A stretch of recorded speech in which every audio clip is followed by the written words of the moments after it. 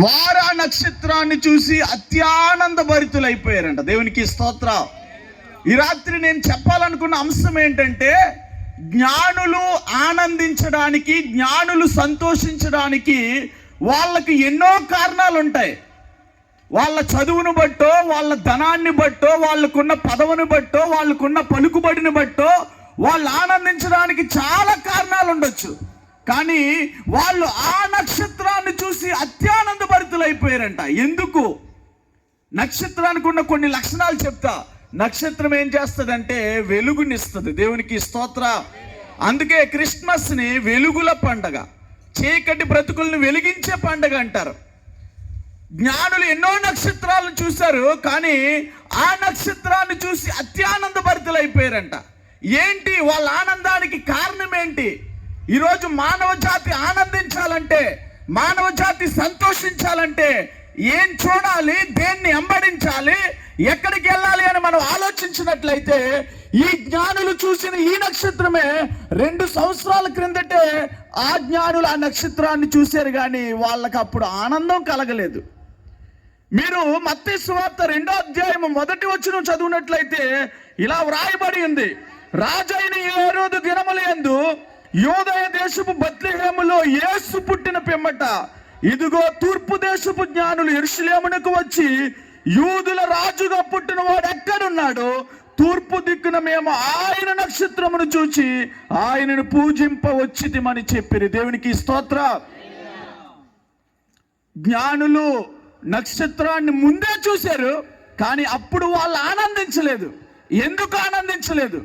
ఈరోజు భారత సమాజం కావచ్చు, ప్రపంచంలో ఇంకా చాలా మంది కూడా యేసు ప్రభుని చూచినప్పుడు, యేసు మాటలు ప్రకటించుచున్నప్పుడు ఎందుకు ఆనందించట్లేదు అని మనం ఆలోచించినట్లయితే, బైబిల్ గ్రంథంలో ఉన్న జ్ఞానులు కూడా నక్షత్రాన్ని చూశారంట.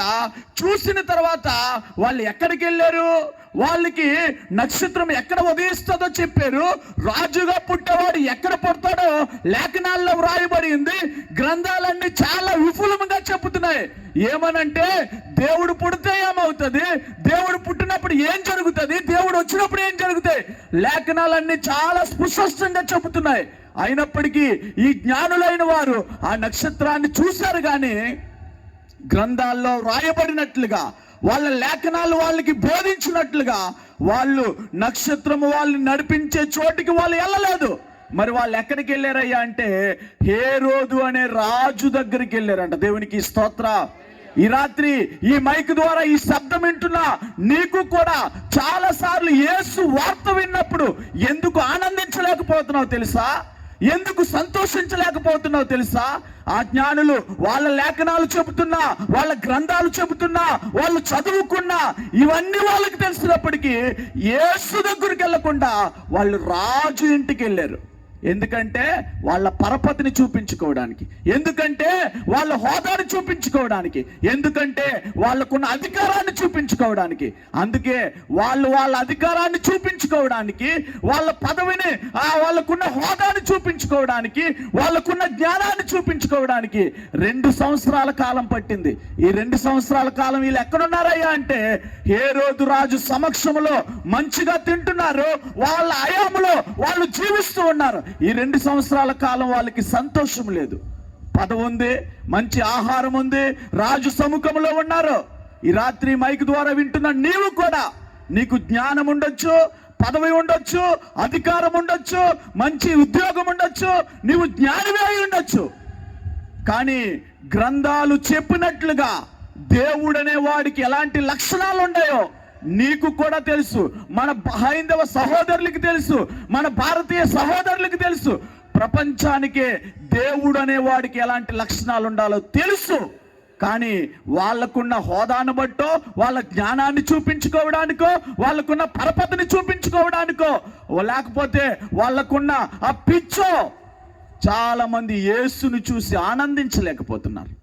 జ్ఞానులు కూడా యేసుని చూసి ఆనందించలేకపోయారు, ఆ నక్షత్రాన్ని చూసి ఆనందించలేకపోయారు. పూజించడానికని వచ్చిన వాళ్ళు హేరోదు రాజు దగ్గరికి వెళ్ళారంటే. హేరోదు అనే మాటకి అర్థం ఏంటంటే గర్వము అనే అర్థం.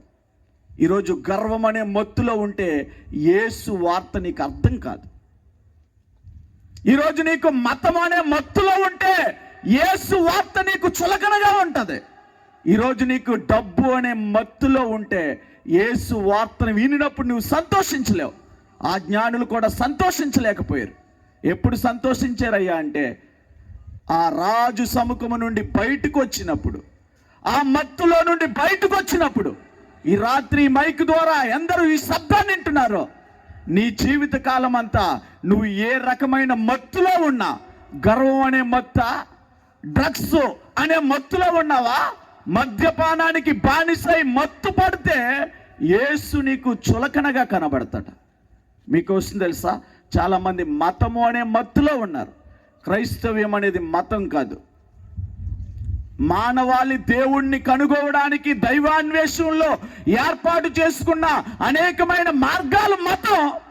కానీ దైవమే మానవ జాతిని రక్షించడానికి ఆయనే ఎత్తుక్కుంటా వచ్చిందే శుభవార్త. చప్పట్లు కొట్టి దేవుని నామాన్ని మహింపద్దాం. మానవ జాతి దైవాన్వేషణలో వెతుక్కుంటూ వెళ్తూ అనేక మార్గాలను అన్వేషించింది. అది మా మతం. కానీ దైవమే మానవ జాతిని ఎత్తుక్కుంటూ వచ్చింది చూడండి, అది శుభవార్త. అందుకే లోకా సువార్తలో ఇలా వ్రాయబడి ఉంటుంది. 19వ అధ్యాయం 10వ వచనంలో ఏమని వ్రాయబడి ఉంటుందంటే, నశించిన దాన్ని వెతికి రక్షించుటకు మనుష్య కుమారుడు ఈ లోకమునకు వచ్చాడు. ఆయన పుట్టిన దేవుడు కాదు, ఆయన పూర్వమే ఉన్నాడు. ఆయన ముందు ఆదిలో సృష్టికర్తగా ఉన్న దేవుడే ఆయన దిగి వచ్చాడు. ఎందుకు వచ్చాడంటే మానవ జాతి అన్వేషణలో ఉంటే వీళ్ళు నన్ను కనుగొనలేరని ఆయనే దిగి